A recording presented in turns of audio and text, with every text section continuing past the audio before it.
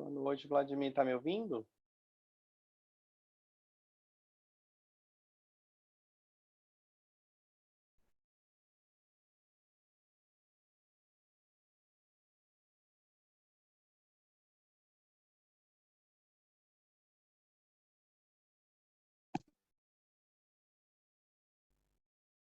Boa noite, professor. Boa noite, Rita. Tudo bem, Vladimir, senhor? tudo bom, graças a Deus. Vladimir tá me ouvindo? Cadê ele? Tá aparecendo aqui. Tudo bem, graças a Deus. E Melhorando, aí, né? você já Vocês souberam? melhorou? Isso que eu ia te perguntar. Melhorando. Graças a Deus. Hoje eu ainda teria que estar de atestado, para não forçar Uhum, muito as pregas vocais, não cansar, sim, mas a nossa função está aqui com vocês e a minha função também de podermos fechar o conteúdo, de poder passar para vocês esse conhecimento. Eu estou aqui tentando abrir o grupo do WhatsApp. A de vocês é a de 1NB, né? uhum. Só para avisar que já estou online. Olha, quem tiver, a gente vai hoje conversar rápido, tá? Sobre essa questão, Rita, das provas. Uhum. Muitos alunos eu vim aqui, a gente não vai conversar muito em sala de aula, eu vou passar um gabarito, e aí eu vou passar esse gabarito. Passando esse gabarito, eu vou já passar para o assunto, porque a gente já tem um cronograma de 4 aulas pela frente, todas muito bem fechadas, muito bem delimitadas, tá? Sim. Vendo aqui que a Rosiane acabou de entrar. Boa noite, Rosiane. Boa noite, professor.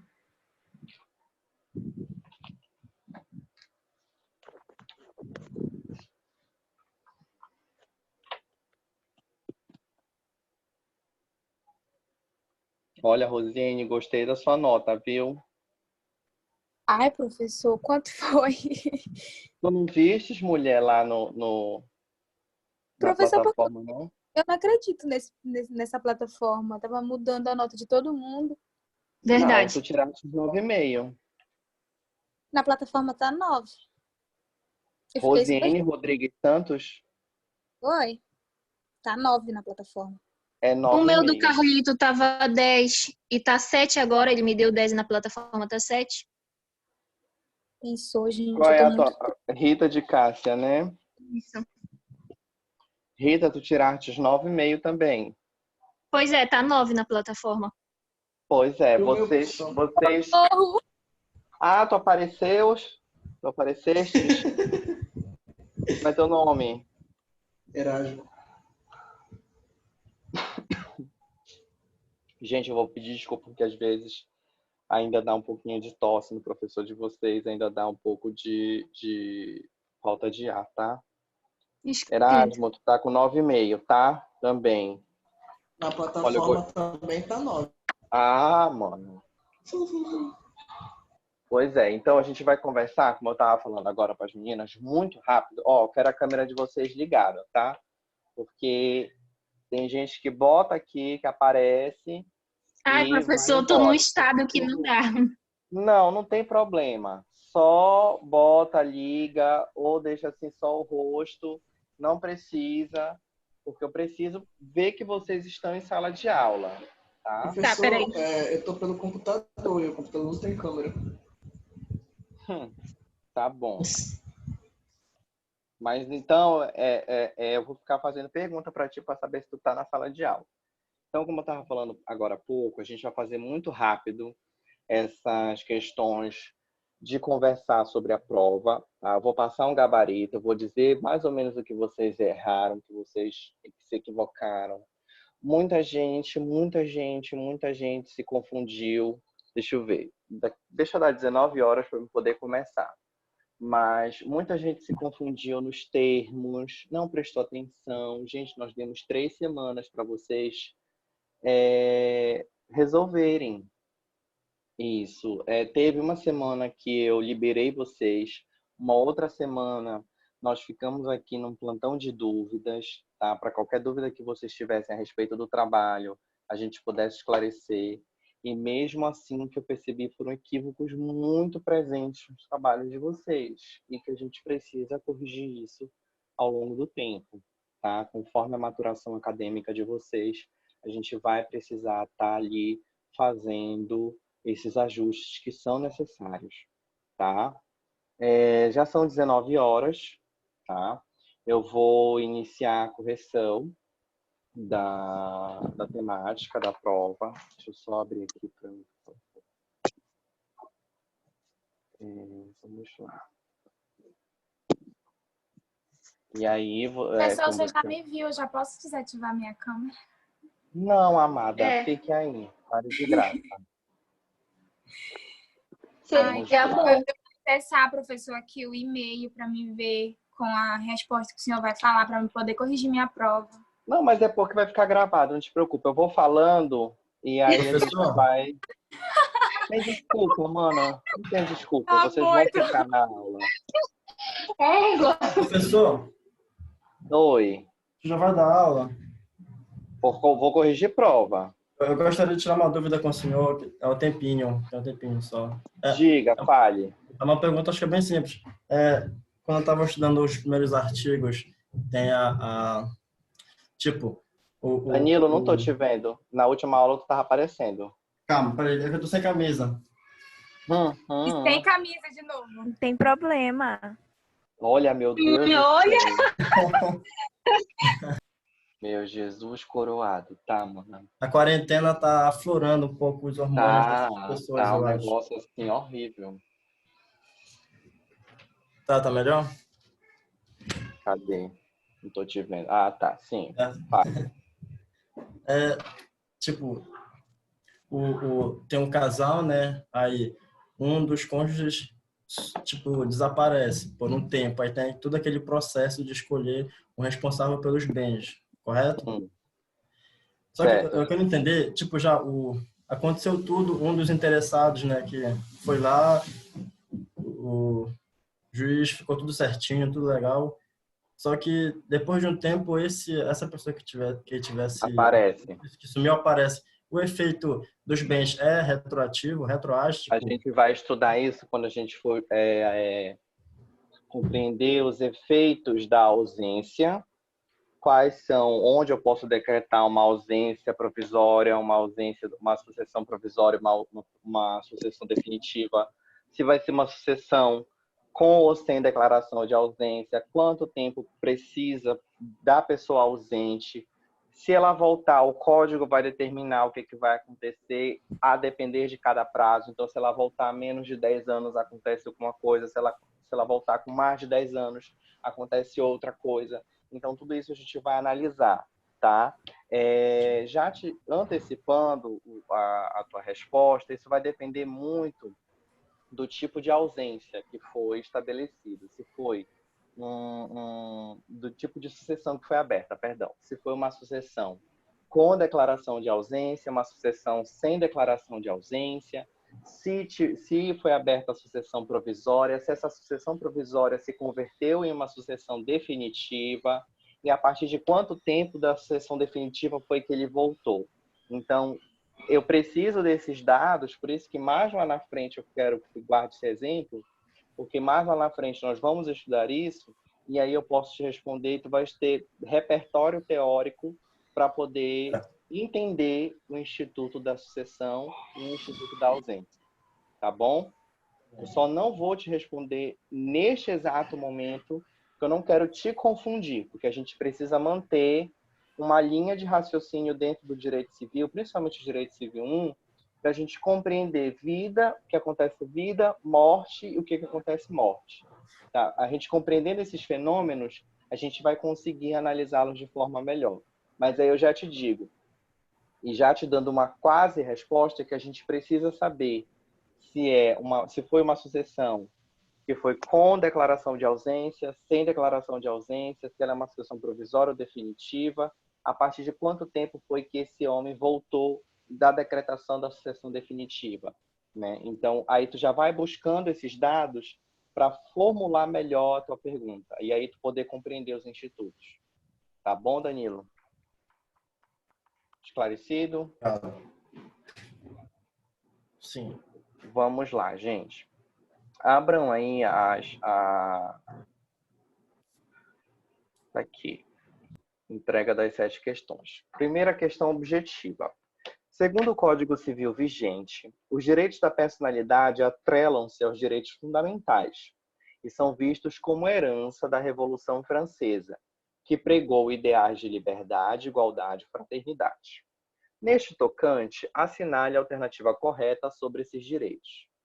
Muita gente marcou. Eu vou dizer aqui qual foi o erro que muita gente marcou. A letra E. Gente, deixa eu falar uma coisa para vocês. Quando vem assim, nenhuma das alternativas anteriores, nenhuma das acima, isso é muito, muito difícil dessa ser a resposta correta. Tá? Então, mas antes de vocês se esforçarem em compreender a questão, e o próprio texto da questão, ele traz a resposta. Se eu estou dizendo que esses direitos da personalidade foram esculpidos de acordo com ideais da Revolução Francesa, de liberdade, lembrem que eu falei para vocês da liberdade acerca do próprio corpo, a liberdade acerca a liberdade que a autonomia privada garantia ao destinatário do direito da personalidade, que a única resposta que tem como ser aceitável é a letra D. É cabível a limitação voluntária, uma vez que a indisponibilidade deles não é absoluta. A gente viu em sala de aula que eu posso dispor dos meus direitos da personalidade. A gente viu isso de acordo com a autonomia privada, de acordo com a minha liberdade. Tá? Segunda objetiva.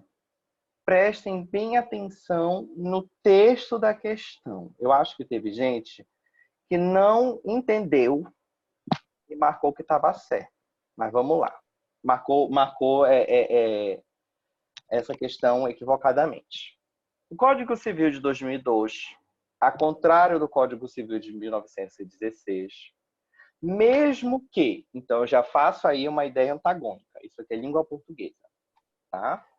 Mesmo que inspirado pelos ideais da Constituição da República Federativa do Brasil de 1988, ainda manteve sua proteção e atenção direcionada ao patrimônio em detrimento da pessoa.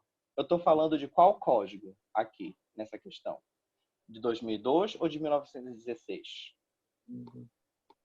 Logo no início, está dizendo 2002. o Código Civil de 2002, vírgula. 1916. O objeto dessa questão é o Código Civil de 2002. O Código Civil de 2002, vírgula.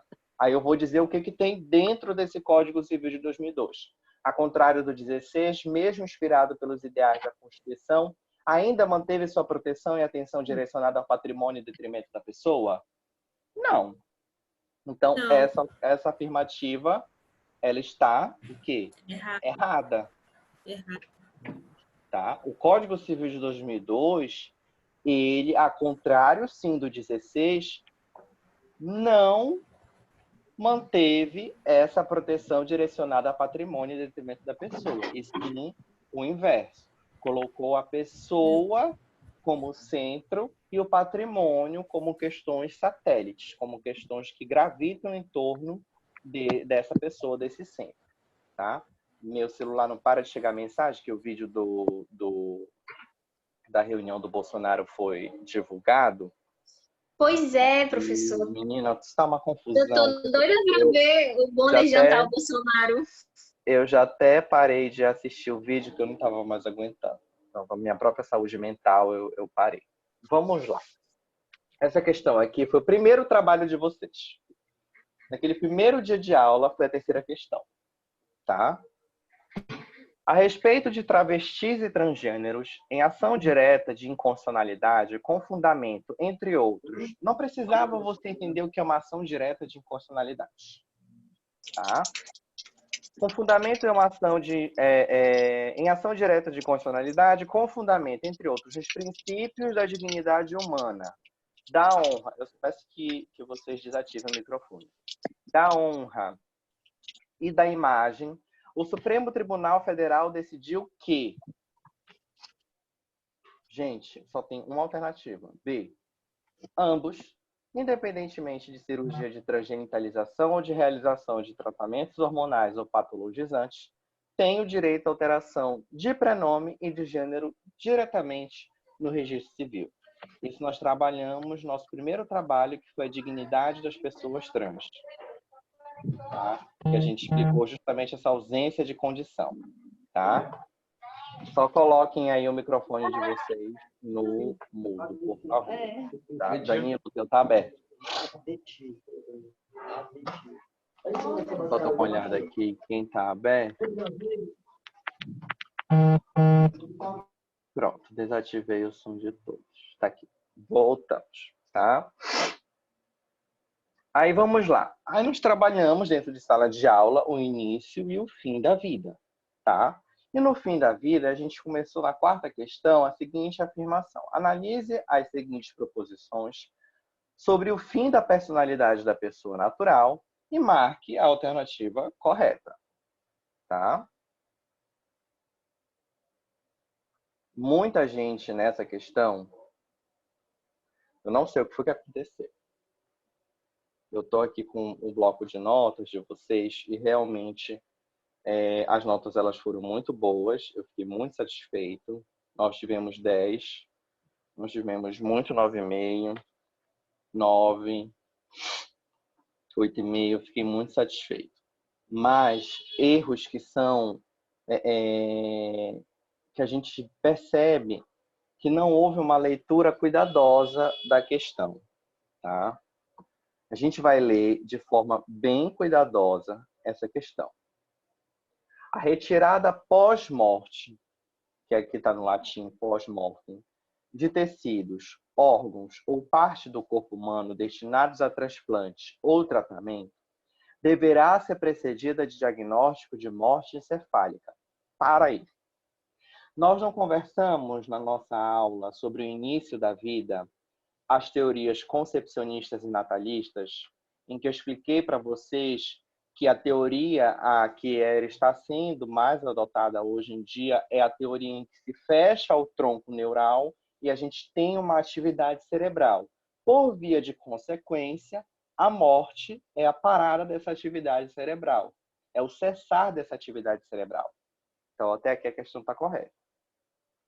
Constatada e registrada por 2 médicos não participantes da equipe de remoção e transplante, mediante a utilização de critérios clínicos e tecnológicos defendidos por resolução do Conselho Federal de Medicina. Perfeito. A gente trabalhou sobre isso em sala de aula. Não pode ser, o cérebro parou, o coração parou, não. Existe todo um protocolo clínico que é seguido, a gente constata, eu falei até para vocês de que são 3 exames, temperatura do cérebro, que é analisada, a questão da corrente sanguínea, que tem que estar fluindo para o cérebro, e a questão dos impulsos eletromagnéticos que tem que estar existindo no cérebro. Então, existe todo um protocolo a ser seguido para que eu detecte a morte encefálica. Tá? Então, a primeira afirmativa está correta. Vamos lá. Segunda questão. Desaparecendo uma pessoa do seu domicílio sem dela haver notícia e não houver deixado representante ou um procurador a quem caiba administrar-lhes bem, o juiz, a requerimento de qualquer interessado ao Ministério Público, declarará a ausência e nomear-lhe-á curador, que será preferencialmente o cônjuge, salvo se separado ou, de fato, por mais de 2 anos antes da declaração de ausência. Tá? Isso nós trabalhamos muito rapidamente quando, logo no final da aula sobre início e fim da vida, eu falei para vocês a respeito de como seria, mas isso foi bem rápido, que foi justamente para responder essa questão, como se dava essa sucessão. E aí o Danilo fez essa pergunta e justamente aprofundar nesta segunda alternativa é que nós vamos fazer com mais conhecimento lá na frente. Mas o conhecimento que vocês têm até então sobre início e fim da vida garantiria com que vocês respondessem que essa afirmativa também estaria correta, tá? Aí vamos lá. Terceira, é facultado ao cônjuge sobrevivente ou a qualquer parente em linha reta ou colateral até 4º grau Exigir que cesse a ameaça ou a lesão a direito da personalidade jurídica já falecida e reclamar perdas e danos sem prejuízo de outras ações previstas em lei. Como eu falei para vocês, o direito civil regula a nossa existência antes da gente nascer e depois da nossa morte, garantindo, inclusive, direitos à pessoa do morto, tá? Onde alguns direitos da personalidade, eu expliquei para vocês o seguinte, que há uma discussão na doutrina se existem direitos da personalidade do morto, do decujus, ou aquele direito é uma extensão de quando ele estava vivo, tá? E isso a doutrina ela diverge muito, mas para vocês não é interessante essa discussão agora. O que é interessante é saber que a imagem, os direitos da personalidade, alguns direitos da personalidade do morto, do decujus, também estarão sendo protegidos pelo Código Civil. Logo, todas as 3 alternativas estão certas. Aí eu vou lá e marco a letra D. Tá bom? Considere as afirmações a seguir. Tem alguma dúvida, alguém? Essa é a quarta questão que o senhor está explicando? É, quarta questão, letra D. Obrigada. Tá? Quinta questão. Considere as afirmações a seguir. Os direitos da personalidade são extrapatrimoniais, imprescritíveis e vitalícios. 2. Como oriência, o estudo de como funciona a ciência do direito. 3. Os direitos da personalidade são absolutos, porque não podem sofrer nenhum tipo de limitação. 4. A incapacidade relativa pode ser suprida com mera assistência, desde que haja autorização judicial dispensada à representação. Dessas afirmações, qual que vocês acham que está correta? Gabriela?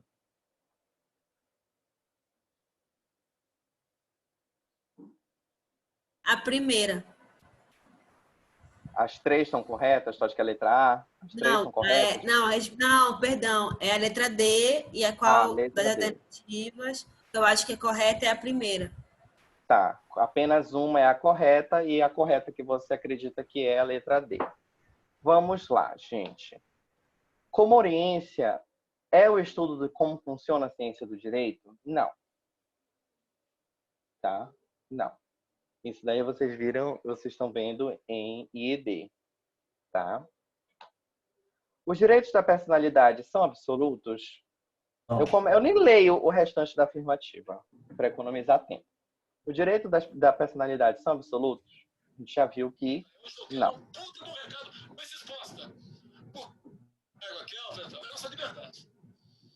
Olha, como é fácil pôr uma ditadura no Brasil, como é fácil. Eu acho que tem alguém com o áudio ligado e assistindo o vídeo do Bolsonaro. Se for tu, Danilo, eu vou te bloquear. Vou travar o teu. Desculpa, professor. Me perdoa atrapalhar a sala aqui, meu telefone acho que está igual ao seu, porque meus colegas estão me mandando 300 mensagens aqui para ver esse vídeo. Tá. Então, gente, a alternativa correta é a letra D. Apenas uma é a correta. E qual é a correta? Os direitos da personalidade são extrapatrimoniais, imprescritíveis e vitalícios. Tá? Não confundam isso com absolutos. São conceitos completamente diferentes. Os direitos da personalidade, eles vão existir ao longo eles vão estar paralelos, a existência deles é paralela à minha existência como pessoa. E até mesmo à discussão se até depois da minha morte, tá? Então, letra D. Sexta questão. Vamos ler logo lá o final. Neste sentido, destaque justificadamente quem. Leiam, gente. O problema é que vocês estavam com pressa, não sei o que vocês estavam fazendo. Vocês não leiam a questão. Quem são? É alguma coisa? Não. São pessoas. Se eu estou falando quem são, eu já sei que são pessoas e que não é uma, é plural. Os destinatários dos direitos da personalidade. Os alunos começaram a descrever para mim quais são os direitos da personalidade. Eu não quero saber quais são os direitos da personalidade. Eu não quero que vocês digam quais são os direitos da personalidade. Eu quero que vocês me digam a quem eles são destinados. E aí, qual é a resposta correta? Pessoa natural, nascituro, pessoa jurídica. Pronto, fechou a questão. Tá? Vamos à última. De acordo com o texto narrado, qual a função essencial do direito civil, devendo a sua resposta ser destacada com relação ao direito constitucional e conciliar com o fenômeno da despatrimonialização? Veja que aqui eu tenho 3 pilares de resposta. Tá? Qual é a função do direito civil? Regular as relações sociais entre pessoa, Estado. Por que pessoa, Estado? Porque o fenômeno da constitucionalização do direito civil vem fazer com que o próprio direito civil sirva de defesa contra as interferências indevidas do Estado dentro da sociedade. E aí, esse fenômeno da despatrimonialização é percebido quando, pela constitucionalização do direito civil, a pessoa passa a ser objeto de maior proteção e não o patrimônio. 5 linhas, encerrei a questão. Vocês conseguem perceber como é muito simples? Aí o que acontece? O que eu vi nas provas de vocês? Gente, muito, não foi pouco. E não foi pouco. Copiar, derrubei alguma coisa aqui, depois eu vejo. Copiar e colar na internet. Teve aluno que, quando copiou da internet, na internet às vezes veio uma citação. Ele copiou, aí veio um número. Ele copiou e colou, ele não fez o favor de tirar o número. Veio o número. Assim, no meio da resposta tinha um número. Uma citação. Eu falava, gente, o que é isso aqui? Olha, pessoas andam de moto aqui na minha rua, uma coisa triste, a respeito do isolamento. Mas vamos lá. No mais, alguns trabalhos também não tiveram a pontuação. Como é que funciona? O aluno ele já chega comigo tirando 3 pontos. Tá? O trabalho dele já chega na minha mão valendo 3 pontos. Conforme os erros que eu vou percebendo durante o trabalho, a pontuação dele vai decaindo. Tá?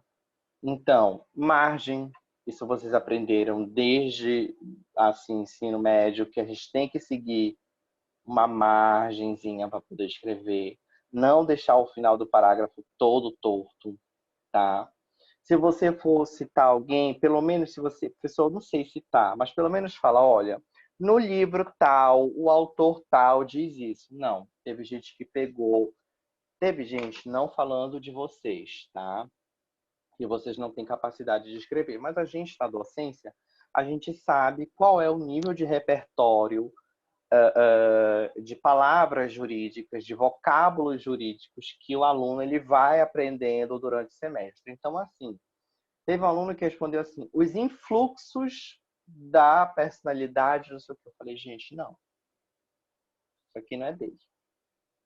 Aí, quando eu peguei, eu passei no programa, aquele parágrafo que estava escrito em fluxo, ele foi copiado e colado do livro. Isso não é fichamento. Eu falei para vocês isso, eu expliquei para vocês como iria ser feito. Tá? Então, foram esses equívocos que tiraram a pontuação do trabalho de vocês.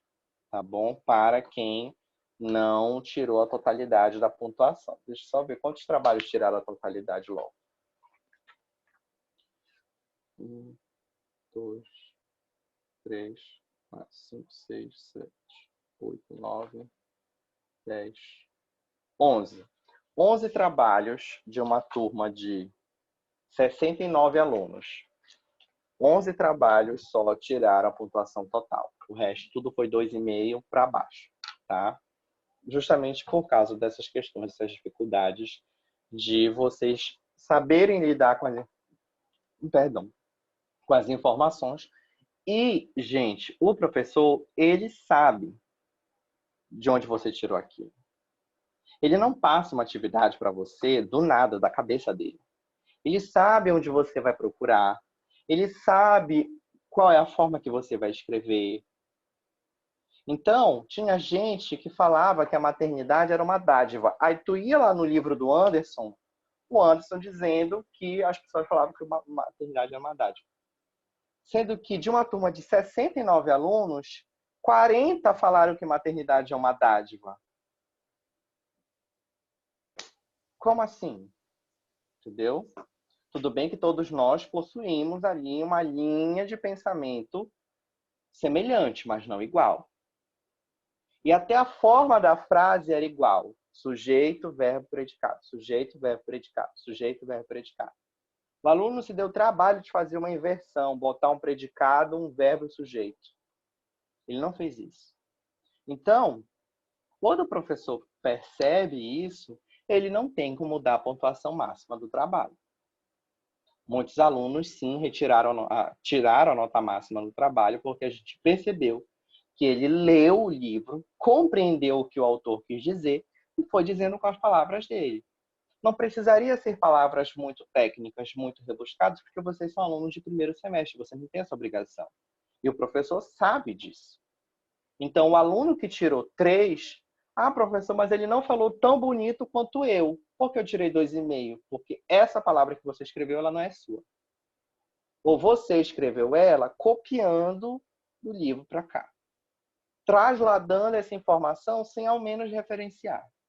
E aí, isso não pode. Isso é equivocado, tecnicamente. Tá? Então, passada essa correção da prova, nós vamos começar a tratar hoje dos direitos da personalidade em espécie. Tá? Eu fiz aqui um cronograma de 4 aulas, tá?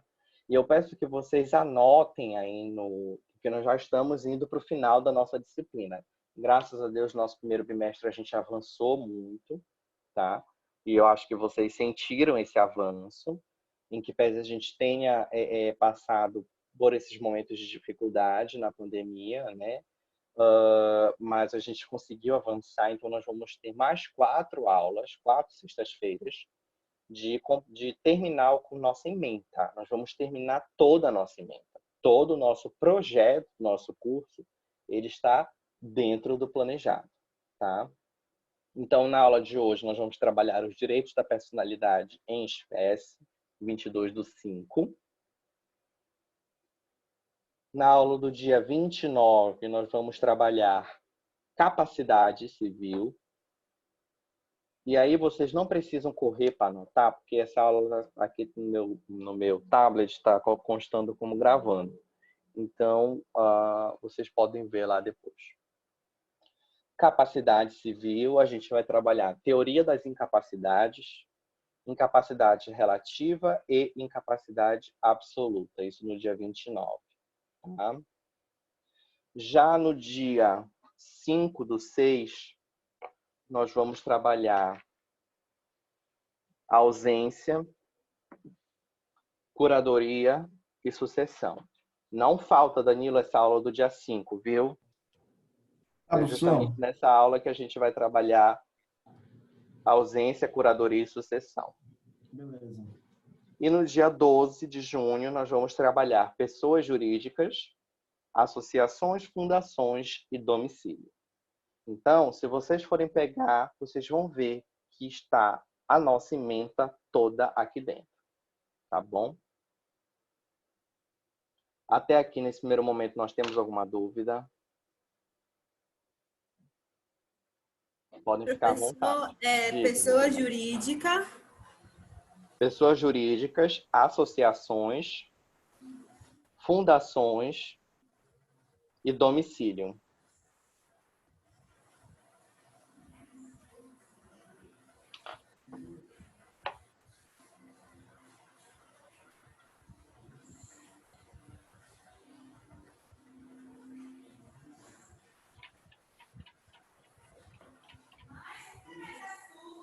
E eu vou querer agora que vocês anotem, porque nós vamos começar a trabalhar com artigos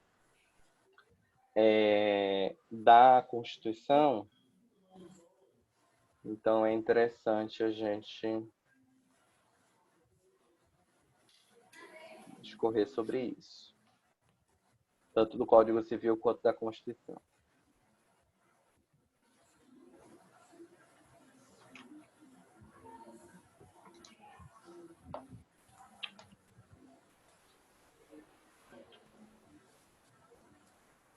Olha, para vocês que estão começando, eu acho muito interessante, se bem que agora não é tão mais interessante, né? Mas a gente tenta. Só ver aqui.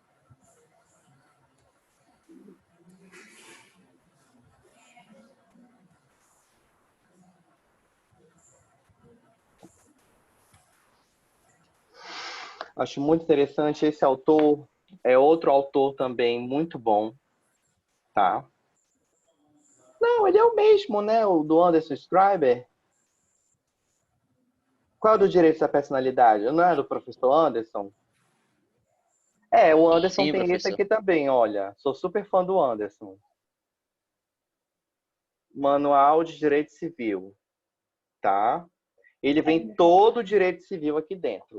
Desde a nossa matéria, que vai parar bem aqui assim um pouquinho. Eu tenho um post-it aqui. Até contratos, sucessões, família, direito empresarial. Então, acho que lá para frente é interessante para vocês terem um conteúdo de acesso rápido e atualizado, com discussões atualizadas. Claro que não se compara o curso da Maria Helena, que é um curso que é integralmente volume 1, com esse que é todo o direito civil. Então, lógico que esse aqui vai ter menos informação do que esse aqui, tá? Mas vamos lá.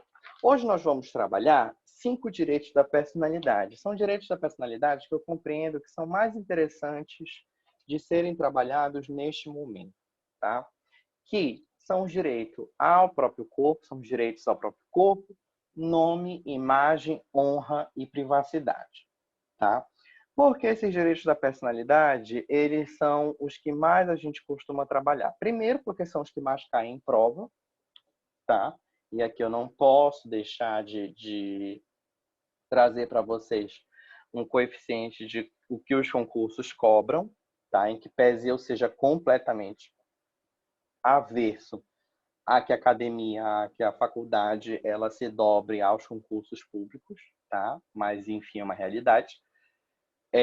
Então, eu tenho que dizer para vocês o que mais cai em concurso. E dentro dos direitos da personalidade, esses são os direitos da personalidade que têm uma prevalência maior, tá? Em questões objetivas. Claro que em questões discursivas vão vir outros direitos, porque eles permitem muito mais divagação. Eles permitem uma interpretação muito maior. O direito ao esquecimento, nós temos ali o direito à sátira, temos outros direitos da personalidade que eles permitem uma discussão maior, tá? O direito ao próprio corpo está delimitado no artigo 13 do Código Civil, tá? Esse artigo está justamente naquele capítulo 2, que é dos direitos da personalidade, tá? Então, após a gente estudar as características gerais do direito da personalidade, nós vamos perceber que um dos primeiros direitos da personalidade é justamente esse direito ao próprio corpo. O artigo 13 do Código Civil diz assim: salvo por exigência médica, é defeso, ou seja, é proibido, o ato de disposição do próprio corpo quando importar diminuição permanente da integridade física ou contrariar os bons costumes. Essa expressão, bons costumes, eu tenho pavor. Vocês não sabem a aversão que eu tenho dessa expressão. Porque dessa expressão, bons costumes, o que é bom costume? Para o legislador infraconstitucional de 2002, que na verdade ele não estava em 2012, ele estava em 1992, que o código demorou 10 anos para entrar realmente com toda a sua formatação, sua escrita, para ele poder entrar no nosso ordenamento jurídico. Ele demorou 10 anos de construção, então ele já entrou atrasado. O nosso novo Código Civil é um novo velho. Ele já entrou velho. Então ele vai entrar com essas expressões, bons costumes, a moral, e isso eu sou completamente averso a constar essas informações dentro da lei. Porque aí isso deixa margem para quem vai interpretar a lei. Porque preste atenção comigo. Se eu digo que, salvo por exigência médica, é proibido o ato de disposição do próprio corpo quando importar em diminuição permanente da integridade física, eu estou dizendo que eu posso, ao contrário, Se não importar em diminuição permanente da integridade física, eu posso dispor do meu corpo. Eu posso fazer um bodybuilding, eu posso colocar aqueles dentes de onça, eu posso colocar aqueles, como é que fala? Aquelas bolinhas de silicone para ficar com uma pele com textura de animais. Que tem gente que faz isso. Eu posso tatuar meu corpo, porque não vai importar em diminuição permanente da minha integridade física. Porém, o legislador traz isso como se fosse um mantra, ou contrariar os bons costumes. E aí, se você pegar uma pessoa que ela é muito arraigada a costumes, ela é muito retrógrada, ela vai limitar a abrangência desse direito à liberdade do seu próprio corpo. E aqui a gente sabe que nós estamos trabalhando justamente ao contrário. É cada vez mais ampliar a eficácia desses direitos. Tá? Então, aqui eu faço uma ressalva para vocês, tá? Justamente neste sentido. Tá? Eu gostaria de que vocês fizessem comentários, se vocês concordam, se vocês discordam acerca dessa exigência médica, ou se manter, sim, a diminuição permanente ou temporária da integridade, ou até mesmo a manutenção dessa expressão bons costumes. Queria ouvir de vocês.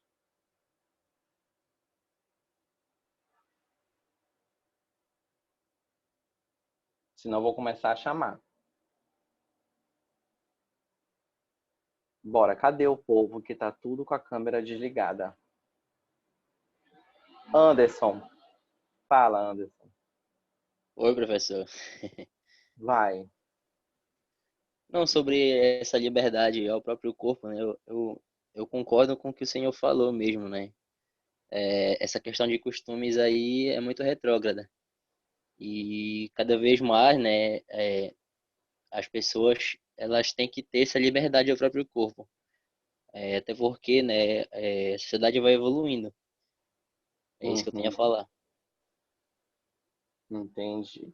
Perfeito. Deixa eu só ver aqui uma coisinha. Tá. Não, mas vocês podem ativar, permitir com que os participantes ativem seu próprio som. Tá liberada essa possibilidade, tá? Danilo. Oi, professor.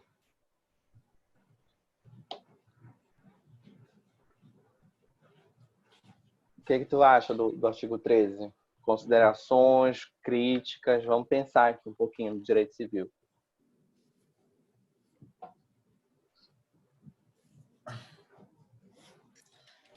Danilo, tu estava concentrado no vídeo do Bolsonaro, Danilo, e não na minha aula de direito à personalidade. Professor, não, eu não vi o vídeo ainda.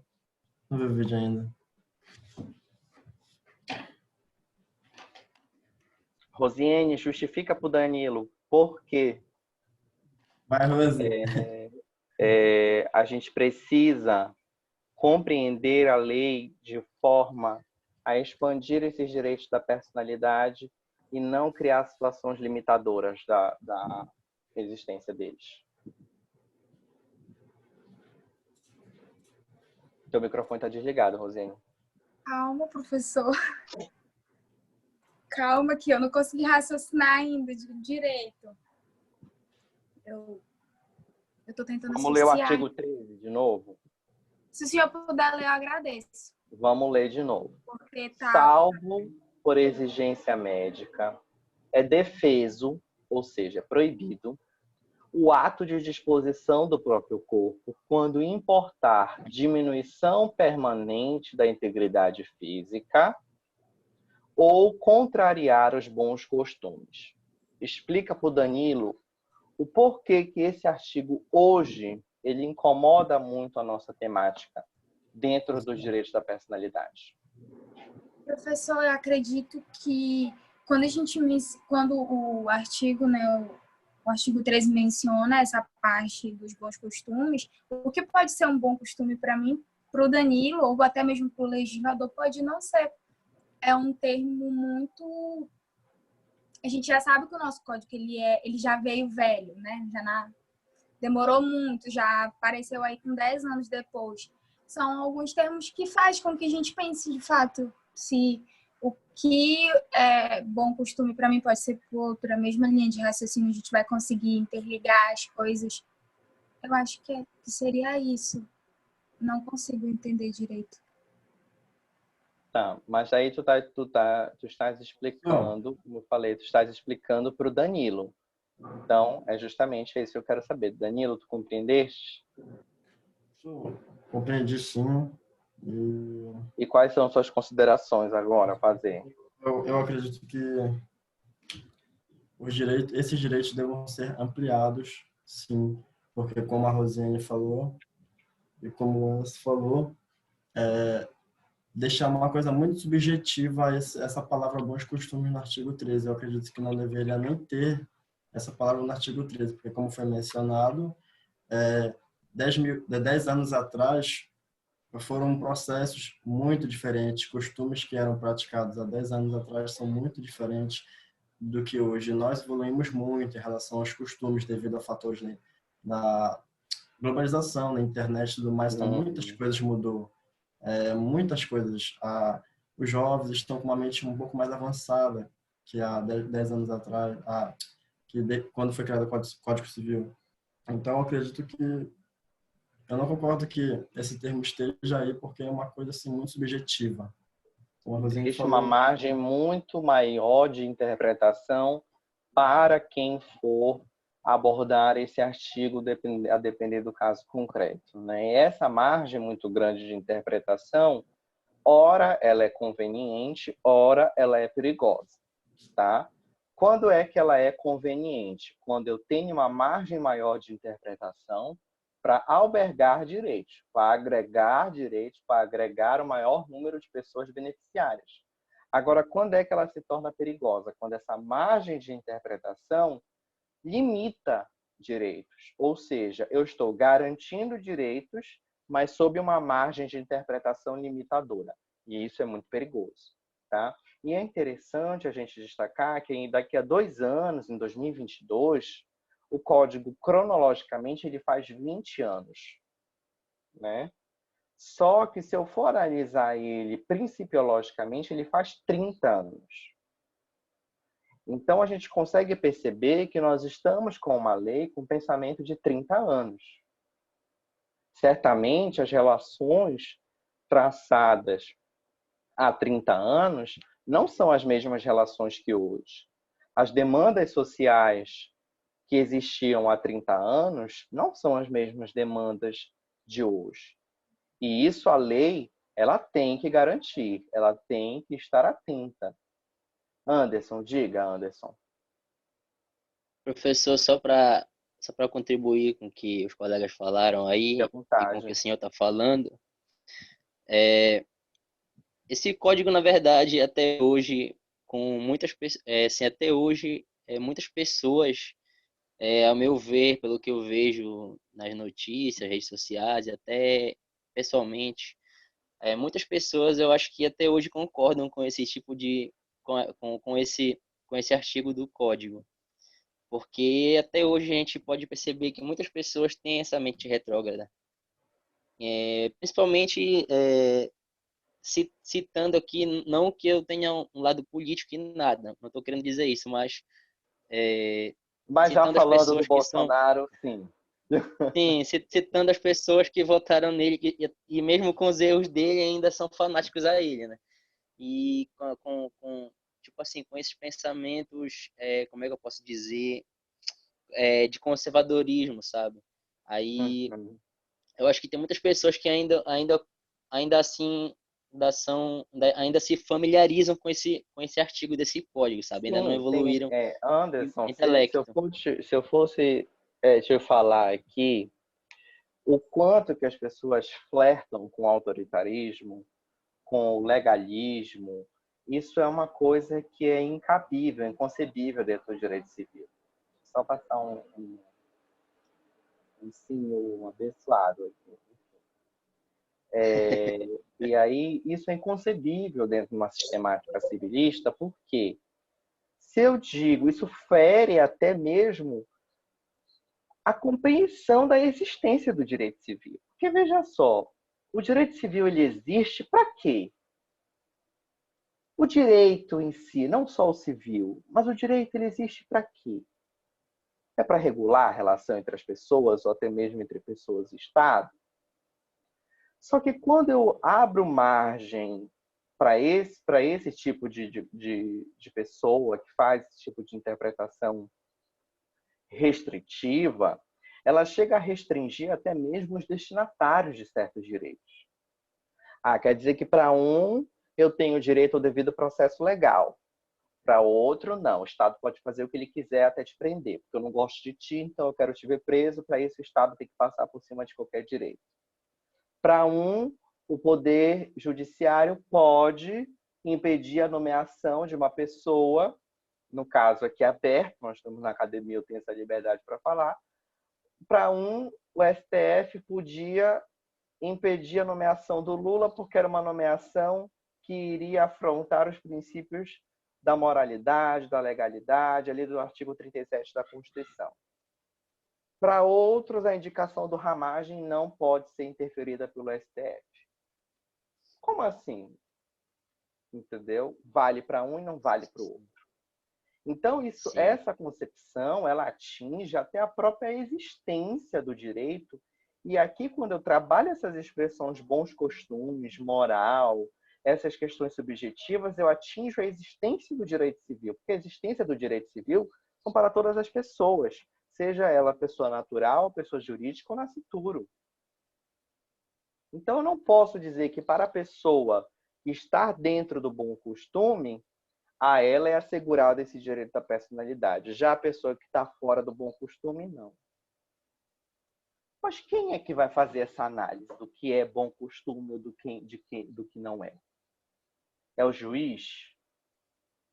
A gente sabe que cada juiz tem um pensamento, apesar de ter ali a mesma norma, mas existe o livre convencimento motivado, ou até mesmo convencimento motivado, ou sem nem motivado for. Mas prestem atenção que quando eu abro muito essa margem de interpretação para um critério restritivo, isso é perigoso. E aqui é que eu deixo a ressalva, principalmente trabalhando em direitos da personalidade. Tá? Com relação ao nome, gente, nós vamos precisar aqui fazer... tá. Com relação ao próprio corpo, nós temos algum questionamento? José, cadê o pessoal? Não. Professor, não sei se a pergunta que eu vou fazer tem alguma coisa a ver, mas ainda fácil. tem limitações em relação ao direito ao próprio corpo das pessoas transexuais, essas coisas? Olha, o que existe, na verdade, é uma limitação de ordem prática, tá? De ordem normativa, não mais, tá? Mas de ordem prática, a gente ainda consegue perceber algumas incoerências. Alguns cartórios já têm reclamação de alguns cartórios que não querem... Já vou te dar a palavra, Danilo. Alguns cartórios que não querem fazer a alteração do prenome, do gênero, né? Na minha Mas eles não estão agindo de forma errada? Já que eles são autorizados a mudança de forma nome. completamente equivocada. Estão agindo de forma completamente equivocada. Porque, veja, eu estava até conversando com uma das minhas amigas da turma de mestrado, uma delas, uma não, duas, uma tabeliã. E aí ela chegou e disse assim, gente, uma pessoa, ela é transexual, mas ela diz que ela não quer botar gênero na certidão de nascimento dela. Eu falei, amiga, então a primeira coisa que tem que explicar para ela é que ela não é transexual. Porque o transexual, ele tem um gênero definido. Ele se compreende em um dos dois gêneros. Se essa pessoa ela não se compreende em nenhum dos dois gêneros, ela diz que ora ela é um, ora ela é outro, ora ela é os dois, ora ela não é nenhum, ela é não binário. Então você tem que colocar ali dentro, você tem que explicar para ela que não vai ter nem homem nem mulher, vai estar não binário. Né? Então, é necessário, só que a certidão de nascimento, ela tem um equívoco que ela não fala só gênero, ela fala sexo. A gente já falou anteriormente sobre isso. Se sexo é masculino ou feminino. E ali eu tenho depois o intersexo. Mas no caso dele não era de intersexo, era caso de não binário, que envolvia a questão de gênero. E aí ela ficou com essa dúvida. Então, assim, de uma ordem prática, existem ainda algumas complicações que elas vão sendo diluídas e dissolvidas ao longo do tempo. Tá? Até mesmo conforme a maturidade do pensamento das pessoas, essas questões elas vão aí sendo traçadas e sendo realmente discutidas da forma como tem que ser. Tá? Eu respondi, querida, a sua pergunta? Sim, obrigada. Nada. Sim, agora vamos lá. Já com direito ao nome, que é um dos pilares do direito da personalidade, tá? Eu já indico para vocês. Ah, sim, fala, Danilo, perdão. Fala, Danilo. Não, professor, só aproveitando o gancho, eu não estou sabendo, eu vou logo falar, não sei, mas já aproveitando esse gancho, é verdade que, porque parece que foi aprovado, mas não sei se foi recente, se faz muito tempo, mas é verdade que antes LGBTs não podiam doar sangue?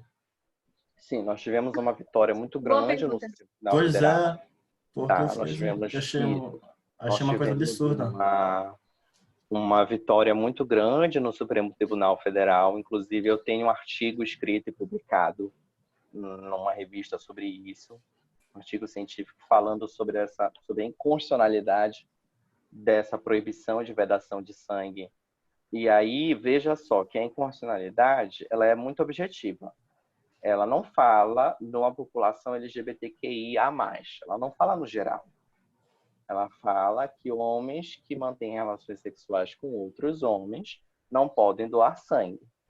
Né? E o STF, corretamente, entendeu que isso é uma matéria inconstitucional, que essa realmente é uma limitação inconstitucional.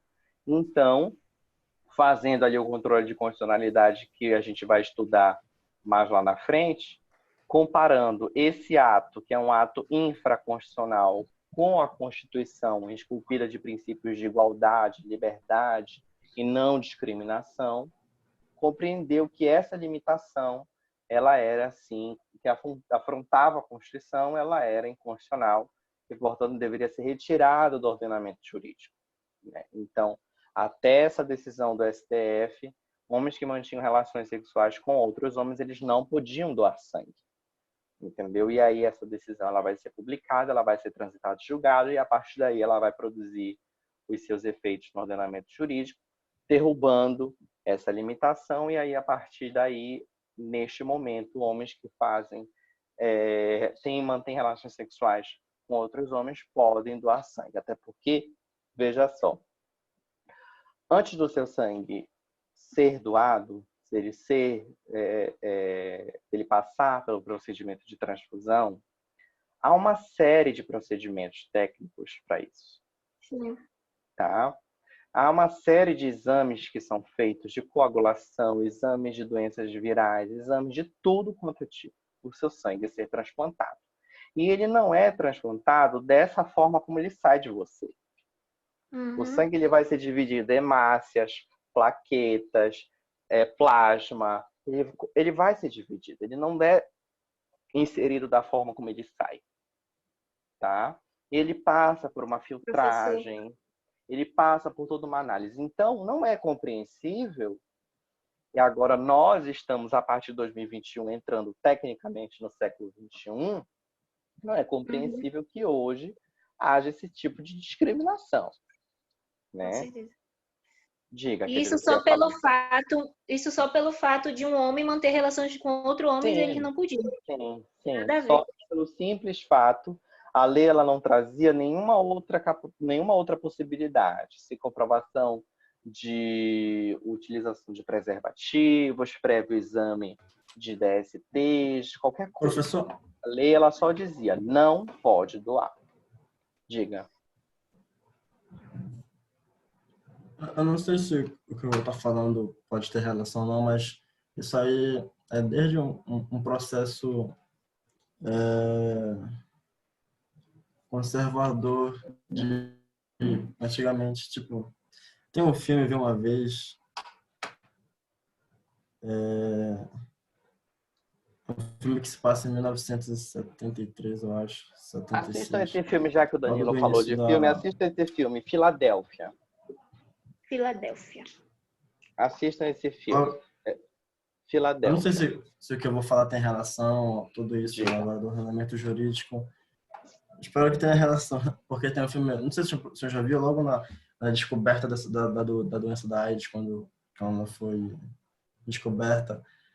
Antigamente pensavam que seria uma doença que era, tipo, era só homens Exclusiva da que comunidade gay, tinham sim. essa doença. Tem até um filme sobre isso, que é um cara que ele tem essa doença. E aí ele é muito zombado, né, dos outros caras, porque isso era uma doença de quem era homossexual, só que não. Uhum. Nós sabemos que não. E aí, eu não sei se tem tudo uma relação, Um preconceito, no caso, só pelo fato da pessoa se relacionar com alguém do mesmo Aí, sexo. eu não sei se isso tem todo esse rebuscado histórico que chegou a hoje ter Sim, até então. a questão, Danilo, ela vai um pouco antes, tá? Essa questão dessa discriminação, porque eu não vou querer me alongar muito nessa questão, porque senão a gente ia passar um dia inteirinho falando sobre isso, mas ela vai muito antes. Ela relembra até as comunidades greco-romanas, após a idealização da igreja cristã, tá? Tanto que antes, essas relações entre homens, elas eram incentivadas pelo Estado. O Estado espartano, por exemplo, a cidade de Esparta, ela, para fortalecer o seu exército, isso não sou eu que estou falando, isso é a história que diz e é comprovada. Os historiadores, eles têm estudos muito robustos nesse sentido. O exército espartano, os homens do exército espartano, eles eram incentivados a ter relações entre eles. E não só relações sexuais, relações de afeto. Porque o que eles compreendiam? Se eu amo meu companheiro que está do meu lado, meu companheiro de guerra, eu vou defender a mim e a ele. Logo, eu defendo todo o meu exército e, por via de consequência, a minha cidade. Olha o pensamento do Estado espartano. Sim. Então, eles faziam um incentivo. Depois que ali a decaída dos estados, né, das cidades-estado, que eu vou ter o início de um influxo agora sim a palavra influxo ela cabe. Eu vou ter ali o início de influxo de ideais cristãos, uma criação de uma igreja primitiva, aí a homoafetividade ela começa a ser colocada de lado. Porque preste atenção, a interpretação era de expandir a população, com isso eu expandia o território ocupado e com isso eu expandia meu número de devotos, entre aspas. Uma relação entre dois homens ou entre duas mulheres não vai ter dali biologicamente uma procriação. Até então, porque a família ela é tida apenas com o fim de procriar. Então, eu começo a traçar, se eu for começar a falar contigo aqui sobre as raízes da existência de uma discriminação contra a comunidade LGBT, a gente é uma aula inteirinha, pode pôr aí um congresso de um dia inteiro, 2 dias, sobre isso, sobre esse fato histórico. Mas tem sim essa correlação, como tu estás falando, tá? Tem sim. E isso, como eu estou te falando, conforme as demandas da sociedade, elas vão crescendo, em número ou em profundidade, o direito ele tem que dar uma resposta. E neste caso, o direito deu a resposta correta, adequada, ao meu sentir, de realmente considerar inconstitucional essa vedação de sangue entre homens que mantêm relações sexuais com outros homens. Tá? Agora vamos passar para a questão do direito ao nome. Professor, O direito ao nome... Oi. Professor, é só para lhe avisar que tem alguns alunos que não estão conseguindo entrar na aula por questões de internet e alguns estão conectando e saindo porque não está travando tudo. Até o meu aqui está travando, mas é conexão mesmo, está um pouquinho complicado. Eles só pediram para lhe avisar sobre isso, porque eles viram que o senhor estava fazendo perguntas. Não, Aí tudo pediram bem, pra... sem problema. Tá, tudo bem, sem problema. Então, vamos lá, gente. O nome está no 16 e no 18 do Código Civil, tá? Vamos ao 16. O 16, ele trabalha uma questão positiva do direito ao nome, uma questão assecuratória do direito ao nome, e no 18 ele trabalha uma questão negativa, onde eu não posso violar esse direito. Vamos ler o 16, artigo 16 do Código Civil de 2002. Toda pessoa tem direito ao nome, neles compreendidos o prenome e o sobrenome. E o 18 trabalha o seguinte: sem autorização, não se pode usar o nome alheio em propaganda comercial. E aí vejam que o código tem equívocos? Tem. Tá? Isso é um fato. Isso daí a gente não pode negar, e não sou eu que estou dizendo isso. Todos os estudiosos acerca de direito civil compreendem que o código possui muitas inadequações técnicas. Tá? Mas não é por isso que a gente vai deixar de resguardar os direitos ou deixar de promover a aplicação desses direitos ao maior número de pessoas. Então, veja, se eu falo toda pessoa tem direito ao nome, nele compreendido o prenome e sobrenome, eu digo que é uma pessoa heterossexual? Não, porque na minha sociedade existe também a pessoa transexual, em que ela não se entende João, ela se entende Joana, ela se compreende como Maria. E esse é um direito que não é do Estado dizer qual é o seu nome. Não é um direito dos seus pais de dizerem qual é o seu nome, em que pese seja exercido, claro. Mas é um direito seu, é o direito da personalidade. O direito da personalidade, uma das características qual é? Ele é personalíssimo. Ele pertence só a você. Então, se o seu nome, em um caso, por exemplo, de uma redesignação sexual, uma readequação sexual, ao gênero, ele não está se encaixando, você também pode trocar. Você também pode permanecer. Você que sabe. Isso daí não tem... O nome, gente, ele tem a característica de ser imutável? Tem. Se nós vamos ter intervalo? Vamos, mas não é só 20 e 40? Como assim, Danilo? Danilo, Não. Era só uma dúvida. Não, que já esteja na hora do intervalo. Era só uma dúvida.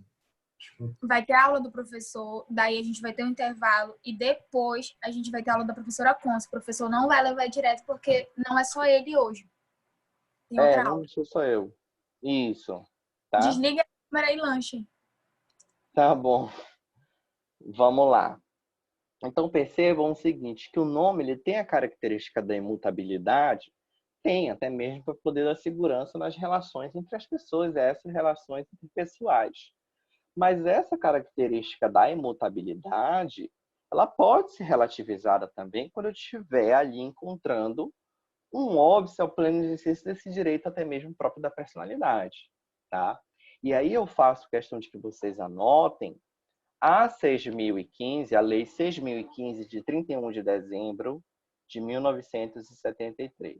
Lei 6.015 de 31 de dezembro de 1973.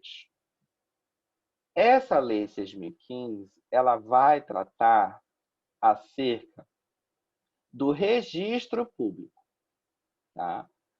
De nascimento, casamento, óbito, tudo que for necessário a ser registrado é através das compreensões colocadas pela Lei 6.015. Tá? Eu vou achar aqui o artigo que fala sobre o nome. Professor, Diga. em Macapá, antes de eu vir embora, a prefeitura estava disponibilizando na praça lá, na principal praça, para tirar novamente. Eu não sei se era uma carteirinha ou se era o documento, o RG, né? Só sei que eles fizeram uma organização linda, professor, muito linda. Tipo, todas as pessoas estavam participando, porém eles estavam disponibilizando para fazer. Eu não me lembro se era carteirinha. Se era carteirinha com o nome que a pessoa gostava de ser chamada. Ah, do nome social. Isso. Uhum. Eles fizeram uma organização toda, fizeram shows onde eles mesmos se apresentavam. E, se eu não me engano, eles conseguiram tirar bastante, fazer bastante essa ação em Macapaz. Aqui, Gente, que é muito bastante legal. Aqui internado. nós temos, até aí em Abaetetuba, eu tenho um aluno meu que ele trabalha no cartório, e nós tivemos uma aula no semestre passado sobre a questão do nome social, né? Que o nome social não se confunde com este nome que nós estamos trabalhando aqui. O nome social é outra coisa. No nome social, a minha certidão de nascimento ainda permanece como João. Aqui nós trabalhamos em alteração do registro civil, da minha existência como João. Ela terminará naquela certidão de nascimento como João. Entendeu? É isso que nós estamos trabalhando. E aí, nós temos, por exemplo, o artigo 58, que ele fala que o prenome será definitivo, admitindo-se, todavia, a sua substituição por apelidos públicos notórios, tá? Então, por exemplo, Maria das Graças, sei lá como é o nome da Xuxa, Maria das Graças Meneghel. Mas ela não é conhecida assim, ela é conhecida como Xuxa Meneghel. Entendeu? Então, ela pode, sim, pleitear, já que Mano, eu não sei o que as pessoas estão fazendo uma hora dessa na rua, sinceramente, Céu. Enfim. Então, vejam, ela pode pleitear essa alteração, porque justamente não há essa imutabilidade dentro do nome. A gente consegue fazer a relativização, entendeu? Então, veja, vem prenome, nome e sobrenome, ou patronímio, né? Então, eu posso fazer a alteração de nome e prenome. O patronímico, como ele está muito mais voltado à minha herança familiar, ele já tem ali uma flexibilidade um pouco mais restrita, tá? Então, é quando eu caso, que eu posso colocar do meu marido ou da minha esposa, tá? Ou no caso de eu separar, eu também posso buscar voltar ao meu nome de solteiro, entendeu? Então, ele tem uma flexibilidade em que pese seja em questões mais pontuais, porém essa flexibilidade ela está somente mais atrelada nessas questões pontuais. Ela não tem mais um estado de alteração maior do que o dos outros, tá? E, por conseguinte, ao nome, nós temos também o direito à imagem. E esse direito à imagem, esse direito à personalidade à imagem, ele está lá no artigo 20 do Código Civil. Tá? Só deixa eu dar uma olhadinha aqui.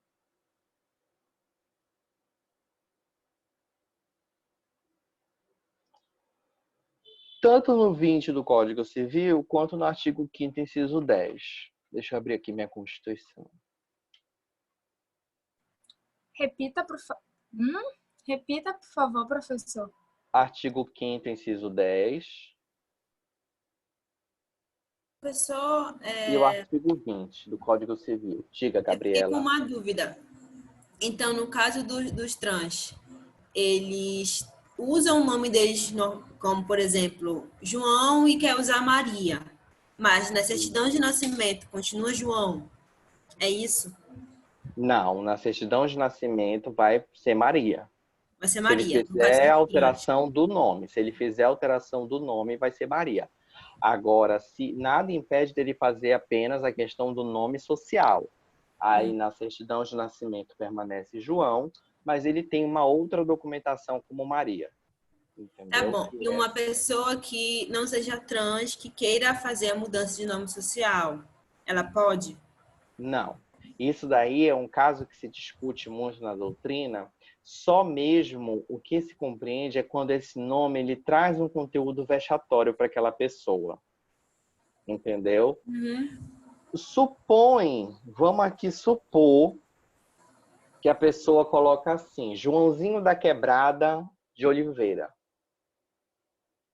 Um exemplo, tá? Joãozinho da Quebrada de Oliveira. Então, nós temos o prenome, o nome e o patronímio. Se a pessoa ela cresce, ela começa a compreender que esse nome, Joãozinho da Quebrada, que é o nome que está registrado, começa a lhe causar desconforto. Aí a lei permite com que este nome seja alterado. Não é nome social, é alteração de registro civil, tá? Ah, mas é Joãozinho da Quebrada. Eu posso botar Cauã Raymond? Não. Calma, também não é assim. A gente vai buscar ali trazer uma relativização no sentido de que se é Joãozinho da Quebrada, a gente deixa o João. Pode ser João de Oliveira? Pode. Então pronto, João de Oliveira. Era Joãozinho da Quebrada de Oliveira. Tiro da Quebrada, tiro o inho, fica João, será Joãozinho do Setor de Oliveira. Pronto. Então, Joãozinho do Setor de Oliveira. Tiro do setor, tiro o inho, bota João de Oliveira. A gente atende esse pleito da pessoa, da personalidade de se manter resguardada, de se manter confortável com o próprio nome, mas também a gente não depende... Oi?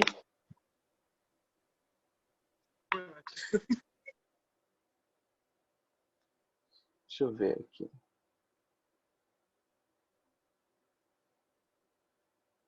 Cada coisa, né? Meu Deus.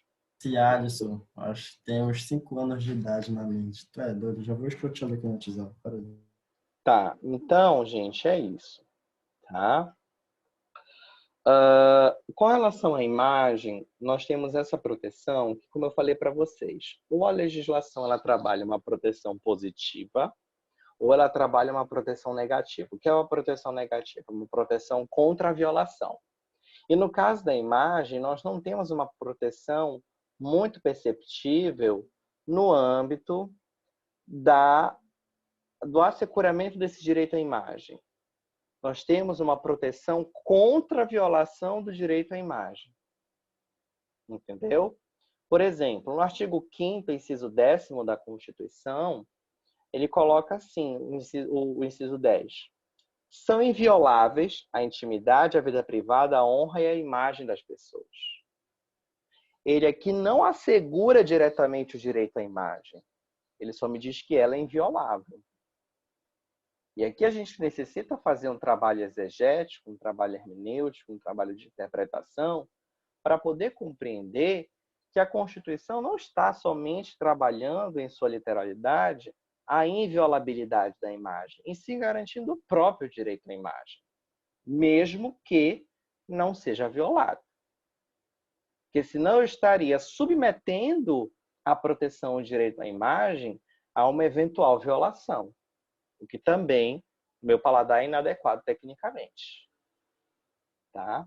E aí a gente pode ir já para o artigo 20 do Código Civil, que ele fala, salvo se autorizadas ou necessárias à administração da justiça, a manutenção da ordem pública, a divulgação de escritos, transmissão da palavra, a publicação, a exposição ou utilização da imagem de uma pessoa poderão ser proibidas a seu requerimento sem prejuízo de indenização que couber, se lhe atingirem a honra, a boa fama, a respeitabilidade ou se destinarem a fins comerciais.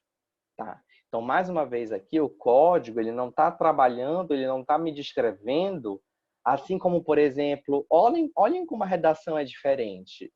No 16, ele coloca, toda pessoa tem direito ao nome, nele compreendidos o prenome ou sobrenome. O código chega e diz, toda pessoa tem direito ao nome. Mas na imagem ele não me fala, toda pessoa tem direito à imagem. Ele me fala, em caso de violação ao direito à imagem, em casos de que a imagem for utilizada para fins que violem a honra, a boa fama, a respeitabilidade, é assegurada a proteção. Isso daí eu deixo uma reflexão para vocês de por que o legislador, tanto constitucional quanto infraconstitucional, não permitiu essa garantia espontânea do direito à imagem. E aí vocês podem utilizar como paradigma a própria redação do artigo 16 do Código. Tá?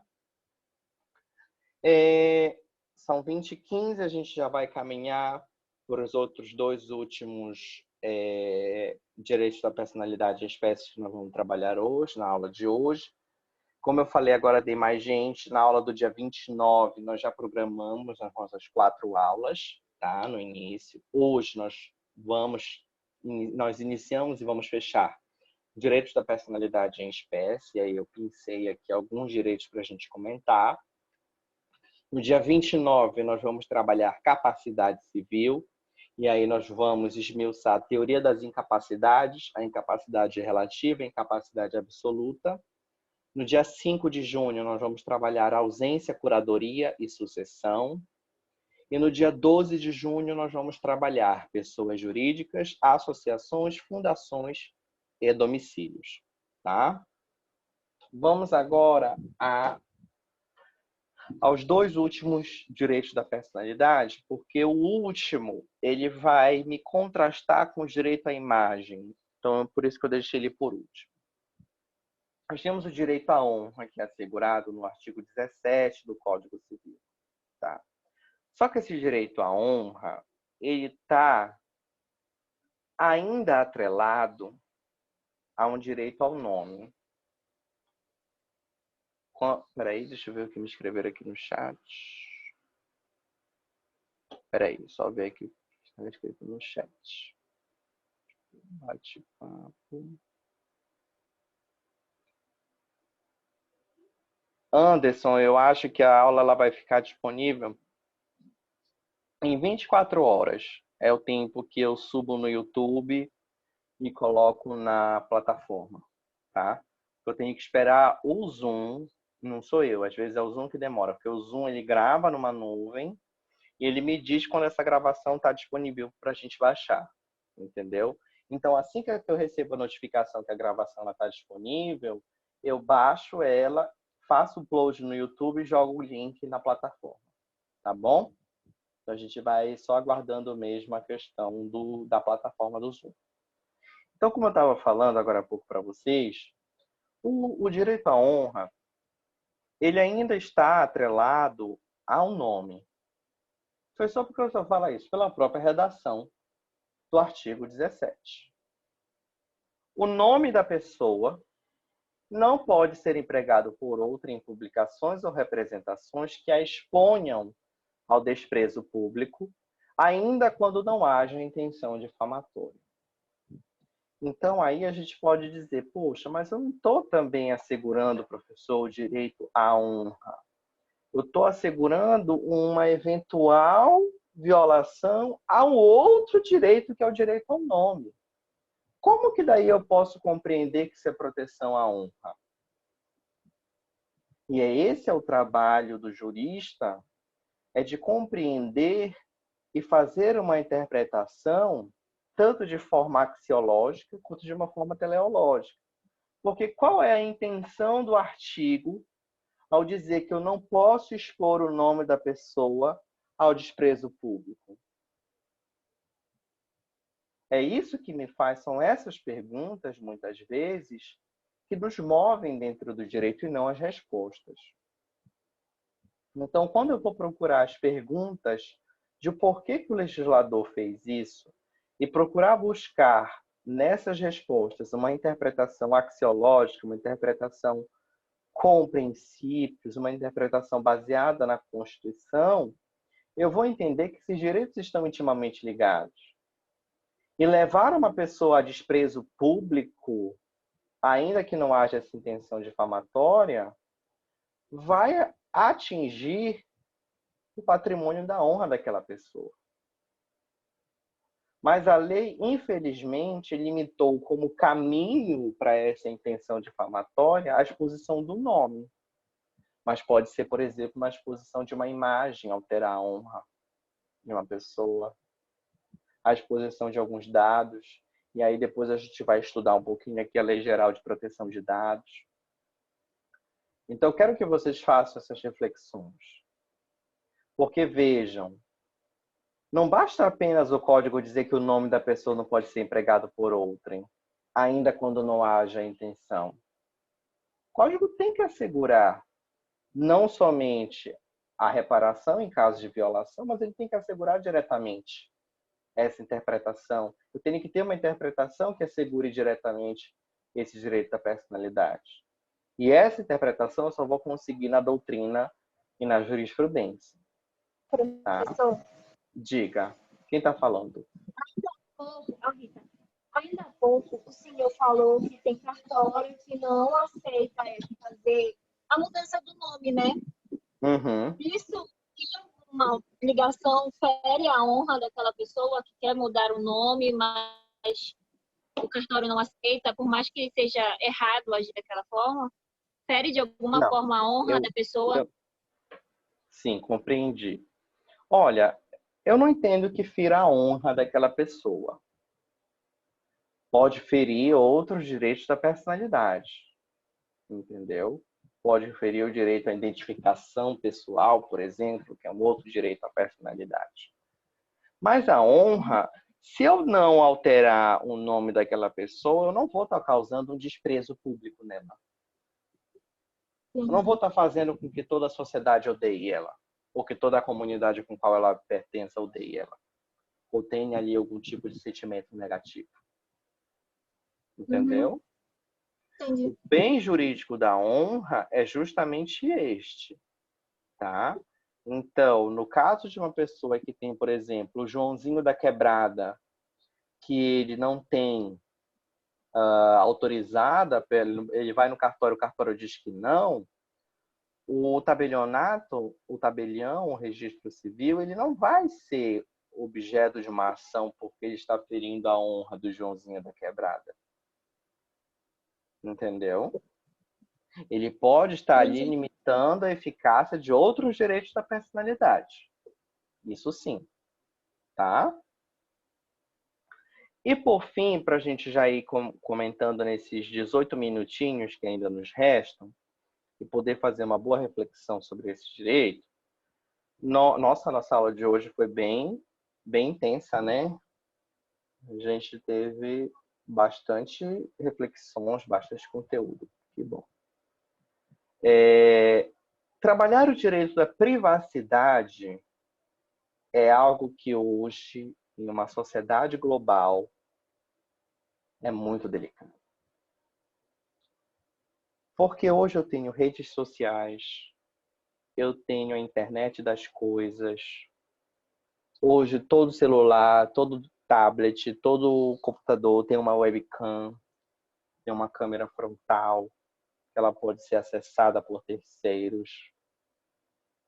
Eu tenho as nuvens de arquivos, onde vocês guardam aí as fotos de vocês, os trabalhos da faculdade, alguma coisa do tipo, até os nudes, né? E aí o nude, nós temos uma questão interessante no nude, né? Que é aquela exposição, a chamada porn revenge, né? Que é a vingança pornô, que é essa exposição de nudes pelo ex-companheiro ou ex-companheira, né? Então, tudo isso é imbrincado no direito à privacidade e que hoje, no século XXI, numa sociedade global, numa sociedade de tecnologia, esse direito se mostra cada vez tanto mais afrontado, quanto também com maior necessidade de proteção. Seria válido, e aqui eu faço uma reflexão utilizando até o nosso momento de pandemia. Seria válido ao argumento de assegurar a saúde de uma população, permitir com que eu acesse dados de celulares para saber a sua localização, saber o seu nome, saber onde é que você estava, com quem você estava, pareando com outro celular, de modo a, sob um manto de assegurar ali uma eventual aglomeração, ou de transmitir mais segurança epidemiológica para uma sociedade, seria válido fazer essa relativização da privacidade? Até que ponto esses mecanismos de controle, como, por exemplo, câmeras de segurança? Na China, por exemplo, a gente tem câmera de segurança em toda esquina que ela sabe até a tua temperatura. Ela pega, foca no teu rosto, ela te dá onde tu mora, quantos anos tu tem, como é teu nome, quais são os teus dados, se tu tem multa no trânsito, se tu deve imposto para o governo, quanto tu tá de temperatura, se tu tá febril, se tu não tá. A que ponto essas informações elas têm que ser disponibilizadas para o Estado sob uma perspectiva de resguardo de um interesse maior? Diga, quem está falando? Erasmo. Diga, Erasmo. Final da quarentena, agora já foi proclamado final da quarentena na China. Eu estava vendo uma youtuber que ela é brasileira, só que ela mora lá.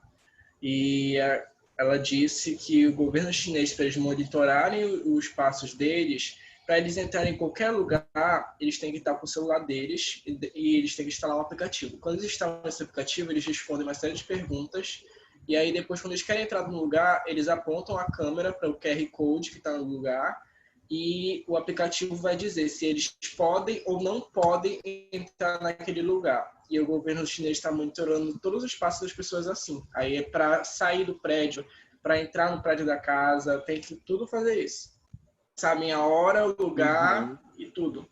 Antes mesmo deste aplicativo, Erasmo, a China, ela tem uma particularidade muito grande, que como ela tem uma população muito grande e ela não tem outros mecanismos de controle, ela adota esse.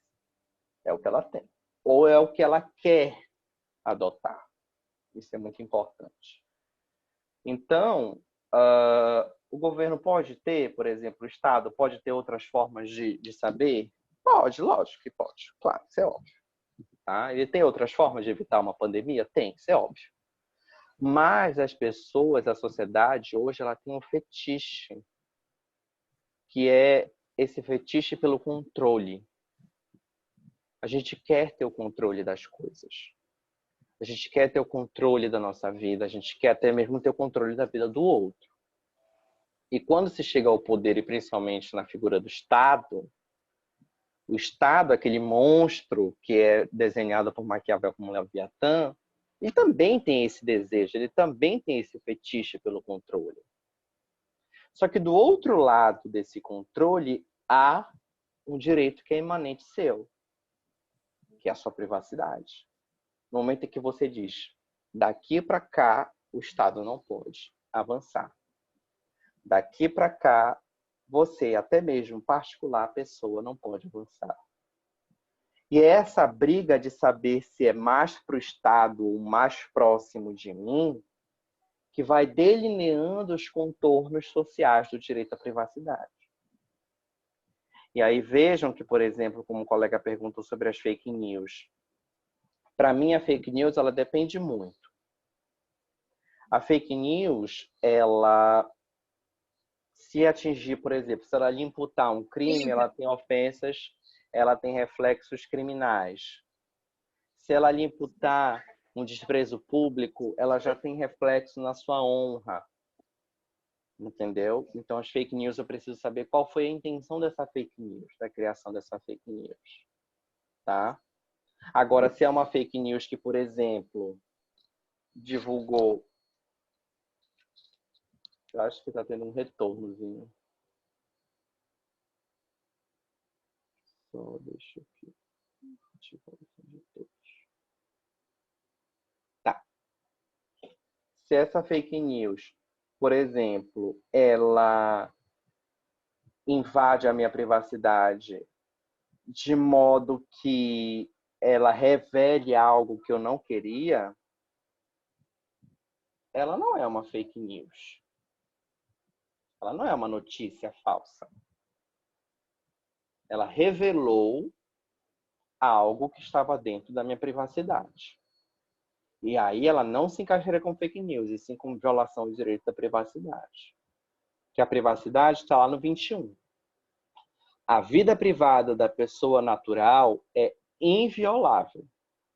E o juiz, a requerimento do interessado, adotará providências necessárias para impedir ou fazer cessar o ato contrário a esta norma.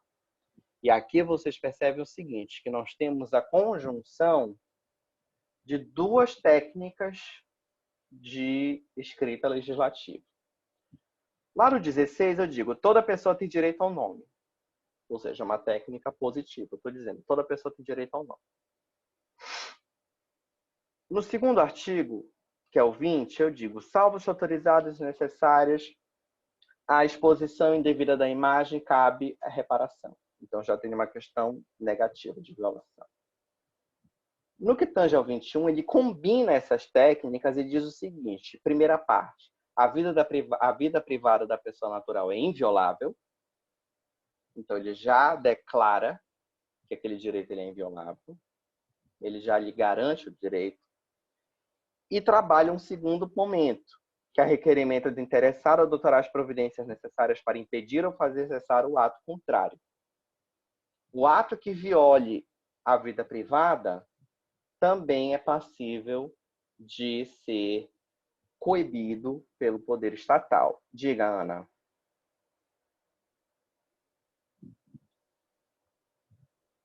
A Ana levantou a mãozinha Professor, aqui. foi mal, desculpa, eu acabei apertando sem querer aqui. Desculpa. Tá, tudo bem, tudo bem. E aí, percebam aqui, para a gente terminar a nossa conversa, nossa aula de hoje, a divulgação deste vídeo. Muito se questionou, e aqui eu não vou trabalhar critérios políticos, tá? Porque eu ainda não vi o vídeo todo, eu preciso ter toda ainda não li a decisão toda do Celso de Mello, mas vamos trabalhar a questão de uma divulgação, de uma informação. Percebam que, de um lado, a pessoa pode alegar que aquilo ofende a privacidade dela. De outro, a pessoa que quer a divulgação desse vídeo alega que há a necessidade de informação, né? O direito à informação também é assegurado. Não vamos nem falar do vídeo, vamos falar do exame do nosso presidente da República, né? Percebam que aquele exame, claro que faz parte, isso daí é inegável, que faz parte do complexo de direitos da personalidade dele. Isso é inegável. Isso a gente não pode deixar de colocar e frisar. Um exame meu, médico, compreende, sim, dentro do meu espectro dos direitos da privacidade. Do meu direito à privacidade. Porém, perceba que em determinadas ocasiões você assume posições dentro da sociedade em que ou esse direito ele vai ser mais primado ou ele vai ser mais relativizado. E nós não estamos falando do exame do professor Saulo para o Covid-19. Quem é o professor Saulo para 250 milhões de habitantes? Nós estamos falando de um exame do presidente da República, do chefe do Poder Executivo Federal, onde o que acontece com ele faz a agenda do país. Então, essa oponibilidade do direito à privacidade, ela não pode ser tratada, percebam, em tese. Eu não posso dizer o direito da personalidade versus o direito à informação prevalece o direito à informação. O direito à privacidade versus o direito a outro direito, não, prevalece o direito à personalidade. Não, não posso fazer esse tipo de raciocínio. Esse raciocínio, em tese, ele não é adequado ao direito à privacidade. O raciocínio para o resguardo do direito da personalidade é um raciocínio via caso concreto, onde, a depender das circunstâncias, a depender da extensão daquela privacidade, a depender da pessoa que está tendo, na verdade, a sua privacidade ou a extensão da sua privacidade, porque a pessoa não perdeu o direito à privacidade. Ela teve a extensão dela aumentada ou diminuída. Isso é bom deixar claro. Se naquele caso concreto, a extensão daquele direito à personalidade vai ser aumentada ou diminuída. Isso aí eu vou analisar de acordo com as circunstâncias do caso. E aí, por exemplo, divulgar uma imagem, fazendo esse comparativo com o direito à imagem, um vídeo, ou divulgar um exame, eu vou sempre ter o contraste e é possível ter esse contraste entre direitos da personalidade, mas que deve ser observado, claro, no cotejo, quando eu vou conversar nos autos, quando eu vou ver o processo em que se discute qual deve prevalecer, é montar uma solução em que haja o respeito e a observância de um, de outro ou dos dois ao mesmo tempo. Tá bom? Então, gente, com essas reflexões na aula de hoje, já deixei previamente o nosso cronograma com vocês, tá? Eu encerro, agradeço mais uma vez a participação de todos. Quem tiver dúvida, estarei à disposição.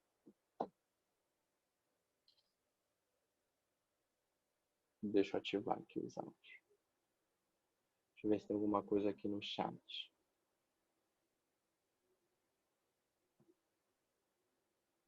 Tá. Então, gente, vocês estão liberados. Fiquem com Deus. Um grande abraço, tá? Não, sem dúvidas, então estamos ok. Professor, Oi, diga. e as notas, o senhor vai corrigir lá na plataforma? Eu lancei as notas, tá? E eu passei o arquivo com as notas corretas para o coordenador, tá? Então, se tiver incongruência, o coordenador vai verificar. Por exemplo, tu, Rosene, eu te falei do teu caso, tu tirou, né, a tua nota e lá está uma nota a menor.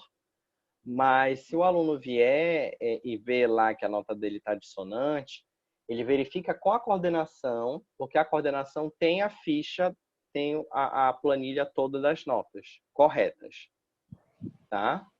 Que é a planilha que eu fiz o lançamento, tá bom? Então, gente, uma boa noite, um grande abraço a todos. Até semana que vem. Tchau.